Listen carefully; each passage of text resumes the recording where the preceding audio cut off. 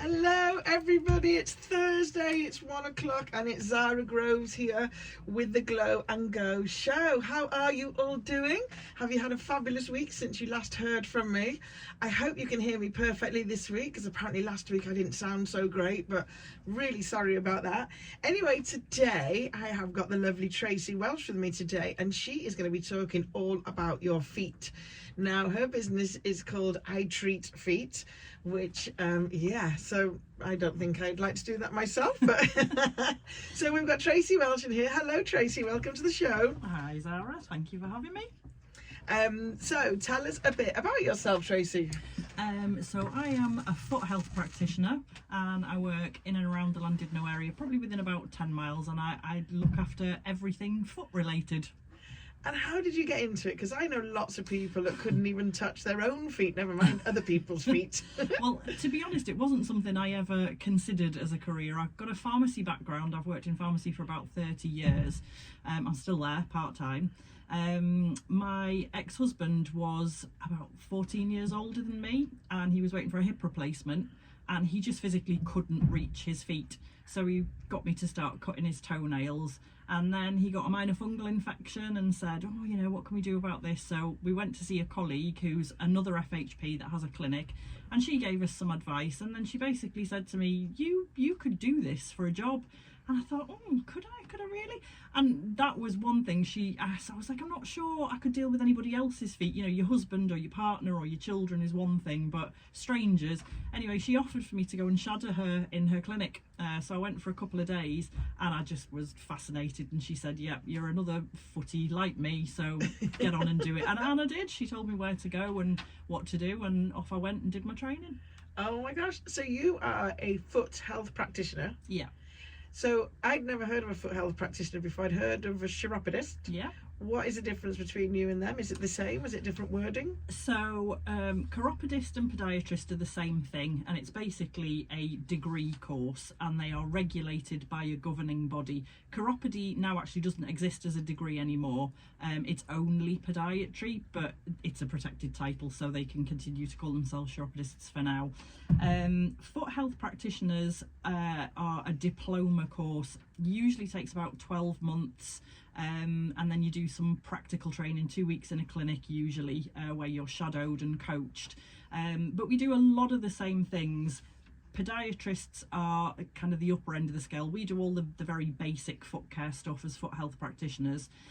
It's when you start getting into using local anaesthetics, minor foot surgeries, that kind of thing, that's when you'd need to see a podiatrist. Okay. So if you've got something, some damage to your foot and you need some kind of operation or some small... Yeah, so ingrown toenails where they actually remove the toenail. I know, I can see you cringing. Where you need a local anaesthetic, that would be podiatry. We can tackle small ingrown toenails where it's just the nail that needs to be removed down the side. That would be within my remit. But if it was to be removed under local anaesthetic, that's podiatry. And they're also, within the NHS, they deal with all things like diabetic limbs, foot salvage when people have got really bad ulcers and things like that. Okay. And so basically, what are you qualified to deal with then? So pretty much everything routine foot maintenance. So like I mentioned, small ingrown toenails we can deal with, and they can be incredibly painful. Corns and calluses, which are effectively the same thing, they're bits of hard skin but usually in different parts of the feet, and they can be very painful as well. Verrucas I can deal with. Athlete's foot, fungal nails, and we can deal with care of the diabetic foot to a certain point, and it's important that they are maintained, and advice about anything foot related. We can send you in a different direction if we need to. And what's those things called where people's big toes kind of bend inwards? So usually it results in a bunion. Is what people commonly go. It's hallux valgus. It's a deformity of the bones in the foot. Okay. But yeah, bunions. And really, unless they are painful, there's nothing you can do with them. The only way to fix them is surgery. But unless they're painful, I wouldn't recommend the surgery. Just leave them to do what they do. Why do people's feet go like that? Why do they bend? A lot of it is just genetics. It's just that it just happens. Okay. It is just a genetic thing. I've got friends so when we were in school, we used to wear quite pointy shoes. Well, we weren't allowed to. We used to change when we got to school, and I never really liked them, but my friends and some of them have got some really sort of knobbly feet now, and they put it down so they squash their feet into shoes. Poorly fitting shoes definitely cause problems. I mean, if you squash your toes into things, you're likely to get corns. You'd have to wear, for women, high heels. Throws all the weight onto the front of your foot, squashes your toes into the end of your shoe, can cause all sorts of problems, but you have to be doing that over a very long period of time for it to make a difference. And what are corns then? So corns are usually, it's a hard piece of skin somewhere on your foot. It's usually somewhere where it's rubbed on your shoe. Okay. And it grows. The skin becomes hard and then starts to go over into your foot, and they are really painful. And people, I'm going to say this now, and I'm going to put loads of pharmacies out of business. Those plasters, corn plasters, I hate them. They really? just give people chemical burns and don't really deal with the problem. The most effective way is to have them removed, as I would with a scalpel, but you do need somebody who knows what they're doing. Oh my gosh, this all sounds so painful. But do you know what? You're probably in more pain before you see me, and hopefully once I've dealt with your problem, you would be a lot more comfortable. Okay, I must be really lucky then, because I'm, oh touch wood, nothing ever happens to me. Well, I think if you wear, I say good shoes, they don't have to be expensive, they just have to fit properly. Yeah. So they should surround your foot, there should be plenty of room in the toe box so you can wiggle your toes inside there, and wide enough for your feet. And I think that's where a lot of people fall down, their shoes are not wide enough for their feet. Yeah, I think my saving grace is because I've done fitness my whole life, and I lived abroad. Trainers a lot. I was in trainers a lot. I do wear crazy heels, but I'm not in them very often. Flip flops because I lived in hot countries, and then when I moved to this country, I found that I loved Uggs. They were like wearing your slippers outside. So I've got quite wide feet, and somebody said to me that my feet are probably spread over the years because I wear such like wide shoes. I don't think that's a bad thing. I think if you've got, your feet will be what your feet will be. They do tend to spread a little bit as you get older anyway. So as long as the shoes that you have fit well, you're less likely to get problems. Oh God, thank goodness! I'm going to keep on doing it. Definitely. Okay, well now we've had a bit of introduction to feet. Let's see, has anybody out there got any questions for us? We'll play a couple of songs and then we'll come back and ask you some more questions. What should we put on first? Let's put a bit of the Pointer Sisters on for you all. Gotta have a bit of a disco. I'm in a disco mood today, people out there, and I made a bit of house music today, so we're gonna have lots of dancing around today. Anyway, if you only just tuned in, I'm here with Tracy Welsh, and she is a foot health practitioner. Yes. And we're talking all about feet today. So if you've got any questions, please send them in to me or comment on my social media and I'll ask her. So we were talking, I mean, personally, I wouldn't like to play with other people's feet, but you seem to. So do you love your job? I absolutely love my job, and I know a lot of people think that's very weird, but I think what I love is I love helping people. So usually when I see people, they may be embarrassed about their feet, whatever their issue is, they might be in pain, and I get to make them feel better. And it's just really satisfying as well. Sometimes if people come in and their feet are, they can be a real state for a variety of reasons, and I make them feel better. And at the end of it, they kind of say, oh, that feels so much better, that looks so much better, and they're not as embarrassed. So there's a lot of satisfaction in there for me. Yeah, I get that. I get a lot of satisfaction out of what I do with ladies, but mine's It's playing with different. their faces. Mind you, I'm a bit squeamish, that doesn't help. Actually, we have had a question in from a lady called Tracy, and she wants to know, do you have any advice on fungal nail herbal remedies? So it's very difficult to comment on individual things. I mean, that's quite a general term, but part of what I do involves a full foot health assessment at every appointment. So it's always individual to the person. Fungal nails are quite common. As far as herbal things, all I can say is I've got people that have said to me, I've used tea tree oil on my nails and they've cleared up. Great. I've used Vic. Vic seems to be a cure-all for everything. People have used Vic on their feet and said that they've cleared fungal nail infections. And all I can say is there is no scientific evidence, and it wouldn't be, neither of those would be things that I would recommend. There isn't really anything herbal that is known scientifically to be effective. So no. So how would you recommend if somebody has got fungal nail? What is it? Fungal nail? Yeah, fungal fungal nail A infection. fungal nail. Yeah. What is that to start off with? So fungus lives on your feet naturally anyway. Doesn't usually cause any problems. The only time that you get difficulties with it is if you're in trainers a lot or work boots and your feet get very hot and sweaty, the fungus can then start to thrive in that dark, moist environment. And usually the commonest sign of anything fungal being a problem is athlete's foot. So where you get splits in between your toes, or sometimes it can look like little blisters on your feet, and it can be very itchy. That is usually where a fungal nail infection comes from. It transfers over from the skin.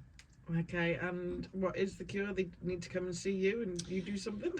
So you can see your GP and he can give you it's almost like a nail varnish. So you apply it once a week for some. There's different ways that you can treat it.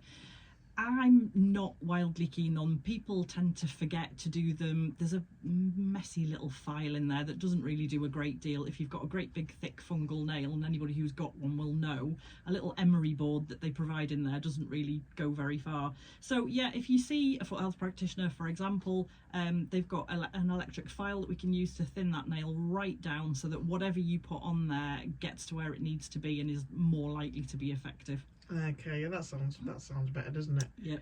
Yeah. Okay. So basically, yeah, just and then does it, once after they come to you once, whatever you put on it, will it go then, or is it? Unfortunately, not. Usually, it's a big toenail. It's your big toenail that's affected, and they can take up to 12 months to grow through entirely. And if you've ever dropped anything on your foot and damaged your nail, you'll see it takes a long time. Fungal nails are very difficult to treat, so it is a case of, usually what I would say is they'll come into me, I'll thin the nail down, we'll apply something, I'll send them away with something to apply every day, and it is about really keeping on top of that and then keep coming back and getting the nail thinned down so that whatever you're applying is getting to where it needs to be effective. And if for people that do work in trainers and boots and wet, sort of sweaty areas, is there anything they can do to make sure they don't get it in the first place? Change your shoes often. So if you have work boots, for example, if you could have 2 pairs and wear one, wear them every other day. Okay. Take the insoles out, let them dry out properly. Change your socks in the middle of the day. That's quite an easy one. You can also use antifungal sprays and talcs and things on your feet as a preventative. Those are the main things. There is also, again, it's hard to comment generally, but sometimes if people suffer with very sweaty feet, there is a particular kind of antiperspirant that you can use that actually stops your feet from sweating. And if you get recurrent athlete's foot, sometimes that's worth a go to cut down how much your feet sweat. So basically keep air in your feet. Yeah, definitely keep them nice and dry. So halfway through the day say, sorry, I've got to take my shoes and socks off, I just need to sit here and air my feet. Yeah, on your lunch break, just take them off, change your socks, let your boots air out for half an hour and then put them back on again. So why would you say that somebody does need your services? So there's multiple reasons why people call in somebody like myself. Very often, I deal with a lot of older people who physically just cannot reach their feet.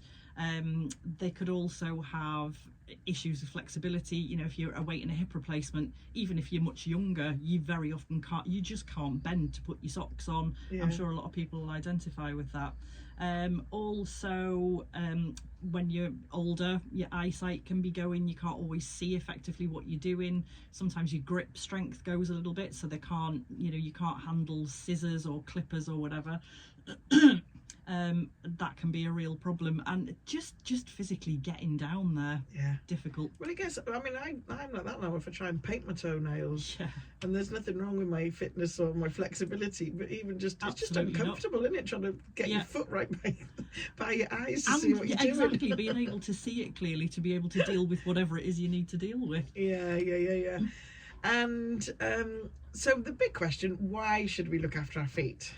Well, they are just the foundation of everything that you do. If you move, if you walk, you're on your feet, And if you don't look after them, you kind of ignore them most of the time. You don't even think about your feet, but as soon as something goes wrong with them, then you know about it. And if you have a limp, or if anything's wrong with your feet, it changes the way you walk, and that can then have a knock-on effect to your knees, your hips, your back, and even your neck if you don't get it dealt with. So looking after them in the first place is, really important.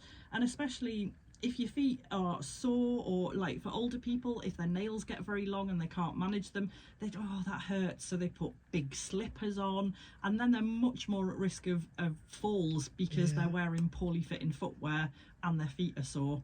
So it's just really important to keep them healthy. It is true, isn't it? Because I'm an advocate for skincare.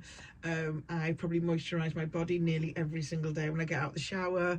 I definitely do my face twice a day, and I probably give myself my own kind of pedicure maybe once every 3 months. Okay. And that's me, somebody that does do all of these things normally. Yeah. We just don't. I'm going to go home tonight and give myself a pedicure. But we do overlook them, don't we? Massively. Just because they're kind of quite far away from everything else. Yeah. You don't really look at them. You stick them in a pair of shoes and you go, and that's it. You don't think about anything more than that. But if you do look after them, and it doesn't take a lot of effort, and very often not an awful lot goes wrong with them, which is why we don't really bother. But if they are a bit dry, a little bit of moisturizer on there, especially at night time. If you put it on, you put a pair of cotton socks on over the top, that massively helps the moisturizers to work. So yeah, just give them a little bit of TLC every now and again. It's so true, isn't it? Because and it is true, because the reason why I was thinking, because you were coming on the show, I started thinking about my feet, and I thought, well, I'll do a pedicure before you said all of this. But half of it is because the weather's getting warmer, and I wear flip-flops a lot in the summer. Yeah. So they're going to be back out on show. So once they're in the winter, they're just, like you say, they're put away, aren't they? Yeah. And as well, if you're at home and it's cooler in the house, you've often got socks or slippers on in the house. Yeah. So you don't see them. And if you don't see them, you don't think about them, you don't worry about them. And it's when you get round to this time of year, spring, and we do get a bit of an increase in spring with people wanting holiday-ready feet. Yeah. It's mad, isn't it? I'm considering, like you say, if you, I don't know, twist your ankle or something, which has nothing to do with your feet, you're absolutely buggered without your feet, aren't you? Yeah, massively. And I think this is a big part of the problem, is you don't even think about them until something goes wrong. But I think the key thing is, if something does start to hurt, do something about it sooner rather than later, because it's always easier to treat it at the beginning than it is later on down the line when it's been uncomfortable for a long time. Yeah. Oh my gosh, are you listening, listeners? You need to look after your feet. Anyway, on that note, we're going to have some music. We have a bit more disco going on here today. You've got to love a bit of Donna Summer. That song always reminds me of that movie, The Full Monty. Yeah, definitely. That's such a good movie. Okay, if you're just tuning in with me now, I am here, Zara Groves, as always on a Thursday, but I've got Tracy Welsh with me today, Foot Health Practitioner, and your business is I Treat Feet. That's right. Because that's what you do. I do. It's what I do. Does what it says on the tin. So what would you say that your most common reason people come to see you? What's the most common? Obviously in this area we've got quite a large aging population, so it's very often elderly people who just can't manage to cut their toenails, so that's a lot of it. But obviously it's not just cutting toenails. I think this is something that people don't get. You're just cutting toenails. I'm doing a foot health assessment at every appointment. I'm looking at the condition of their feet, their skin, making sure there's no damage there, as well as trimming their nails, but anything else that's on there, so if they've got any corns or calluses. And these toenails, corns, calluses, verrucas, get quite a few people asking for help with verrucas. They're all very common things, but just looking after the foot in general.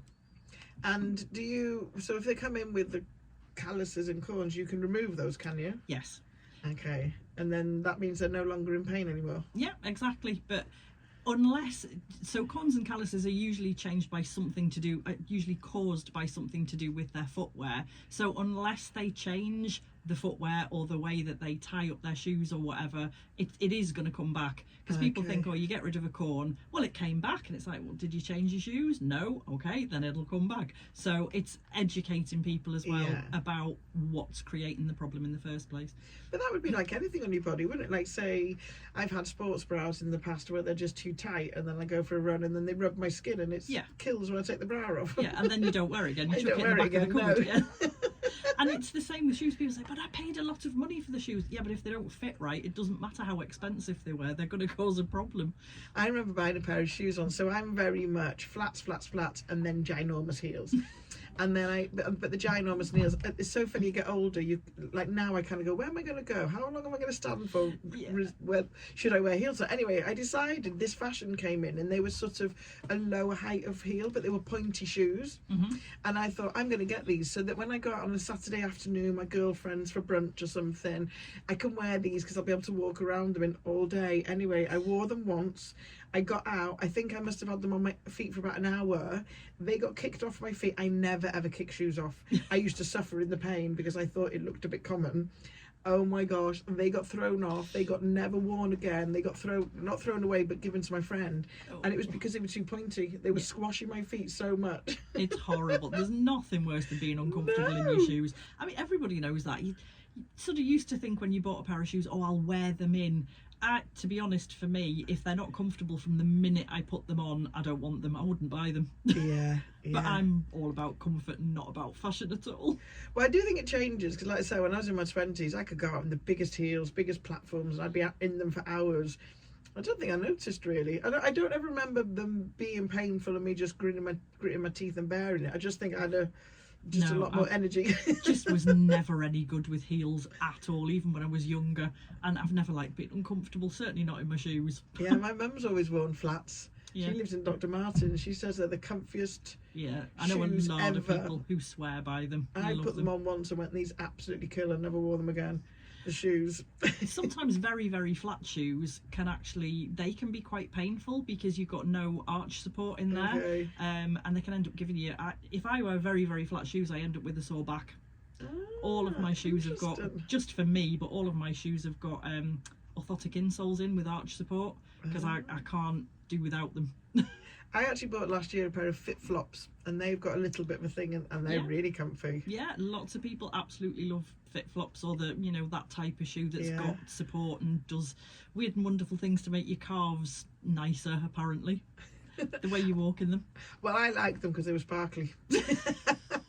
Nothing wrong with that. And I'd heard about them. I thought, they're not cheap. They're like 40 odd pounds for a pair of flip flops, which But anyway, yeah, I would swear by them now, and I probably would buy more because they're really comfy. They've got because flip flops can be quite flat, can't they? Yeah. They're quite bouncy, shall I say, when you walk. But I know I was talking to somebody the other day who'd bought a pair of flip flops, and they were actually too wide. She's got very narrow feet and didn't find them comfortable at all. So it depends what works for you, really. Yeah, I'm wide feet, so. And me. So do people come to you? Do you have a clinic to come to, or do you go to them, or is it a bit of both? I actually work with somebody else who has a clinic, and I do a little bit of work in there to help out. But for myself, my business, I Treat Feet, I go to visit people in their houses. And I think sometimes that makes people feel a little bit more comfortable as well. Yeah. When you're at home, you don't have to go somewhere and worry that somebody's going to pop in and see your feet if you're embarrassed by them. So it's just, you're quite comfortable at home, and you don't need anything for me. I bring everything with me that I need. Footstool to rest your leg on and all of that. So yeah, it's got to be better in your own house, doesn't it? Well, one, if your feet are hurt and you don't want to walk anywhere, and two, exactly. Like you say, things like that, it's a bit more nicer if you're in your comfort zone, isn't it, rather than... Definitely. And so you're local Craigadon, are you? Yeah, I live in Craigadon, work from there. I go within about a 10-mile radius of London now. I've got a couple of people that I go to see in Llanfyfachan. I've been out towards Llandulus, and I've been up to Talabont. So I've got somebody that I see up there. So, within about 10 miles. Cool. And so people just ring you, book you? and Yeah. then you go. I've got a Facebook page which is called I Treat Feet. You can message me via that, or I've got a couple of, I don't know whether you put them on your socials, a couple of contact numbers for me. I can't remember. I'll check after, but I'll definitely put it on the next Okay. time. Yeah, perfect. Thank you. I meant to ask before, you said at the very beginning something about you also treat people with diabetes. Yeah. Why is that a special? So diabetes, I'm sure most of your listeners will know, is a condition where the body doesn't control levels of sugar in the blood effectively. Over time, if this isn't well controlled, it can lead to damage to the small vessels in the legs and the feet, and this can then cause something called neuropathy. I don't know whether that's something you've ever heard of. No. It manifests as pain or pins and needles or tingling. It's altered sensation in your feet. And the other thing that it can do is lead to loss of sensation in the feet. So people can hurt themselves and don't know they've done it. I'll just tell you a quick story that was passed on. So a gentleman went to the doctors and he said, I've got this problem with my foot. He said, every time I walk into the kitchen, he said, my ankle starts clicking. And he said, I can't, it doesn't hurt or anything. He said, it's just my ankle clicks. So the doctor said, okay, well, let's just have a look at you, take your shoes and socks off for me. So it turns out this gentleman was diabetic and he had loss of sensation in his feet, and he had a drawing pin stuck in the heel of his foot. And the only reason he ever noticed it was because in the kitchen there was laminate floor and he could hear it tapping on the floor, and it had been in there for weeks. Yeah, Oh and he my had gosh. no idea. And obviously the risks of infection and all that kind of stuff is pretty high if you've got no sensation in your feet. So the NHS used to do a diabetic check for people regularly, and NHS podiatry used to cut people's nails. Everybody with diabetes used to get all their foot care done for free. Obviously that doesn't happen any longer, so if they're lucky they get an annual check with the doctors, but a lot can happen in a year. Yeah. So having your feet maintained, having somebody who can look all over your feet at the bottoms where you maybe can't see, in between your toes, just checking that nothing's going wrong. Yeah. Also having your nails trimmed professionally so you're not causing any damage, you've not got ingrown toenails, because as soon as you've got damage there, people with diabetes don't heal as well or as quickly, so the damage can get bad. You can end up with ulcers and possibly amputations. So maintaining your feet when you've got diabetes is really, really important. Wow, I can't believe a man had a pin stuck in his foot for ages and didn't even know. No. Again, another gentleman I know took his sock off and it was a bit soggy. He was like, oh, what's going on there? So he got his phone or a mirror or whatever, and he had an ulcer in the bottom of his big toe. No idea it was there. And it took a while, but eventually, through a diabetic check, he had a screw stuck in the bottom of the shoes that he wore every day. I know. And he was walking on that every day and it didn't hurt. He was just making this ulcer worse and worse, but he couldn't feel it.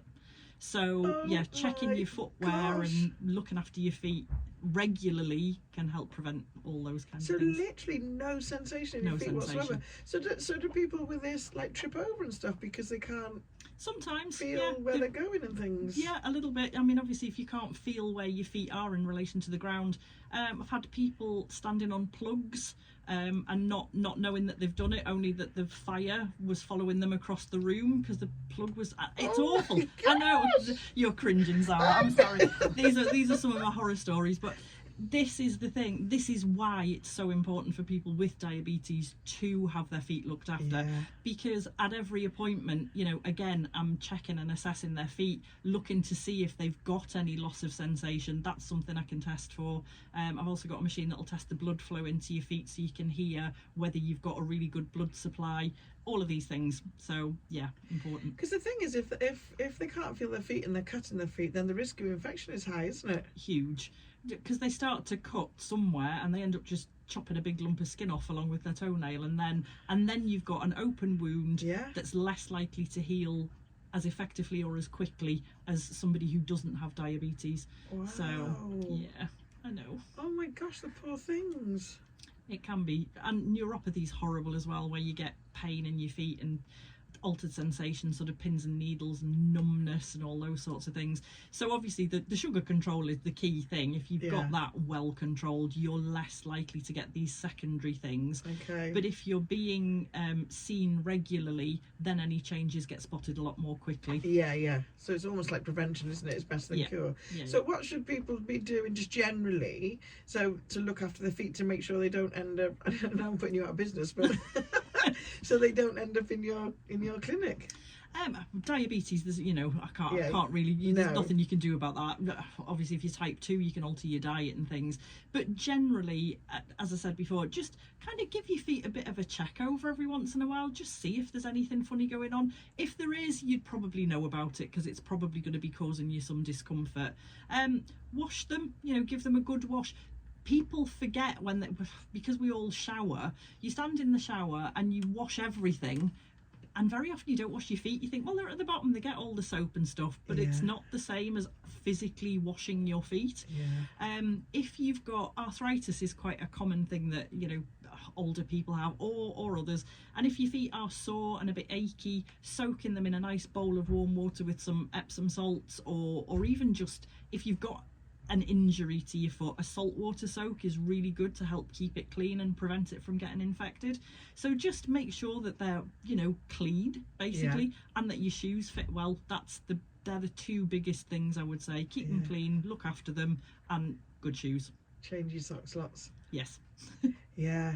Oh my gosh, it is true that though in the shower, isn't it? Because I'm guilty of that. When you're rushing and you've got 2 minutes for a shower, you do dive in, don't you? And you sort of shove the soap under your pit, shove a quick all around the body bit, and then you do just because you assume, don't you, all the bubbles running down are just going to clean for you. No, doesn't work like that. Especially if if you don't deal with your feet often, sometimes they can get a bit grubby in between there. You can get some leftover dead skin and things that gather there if you don't remove it.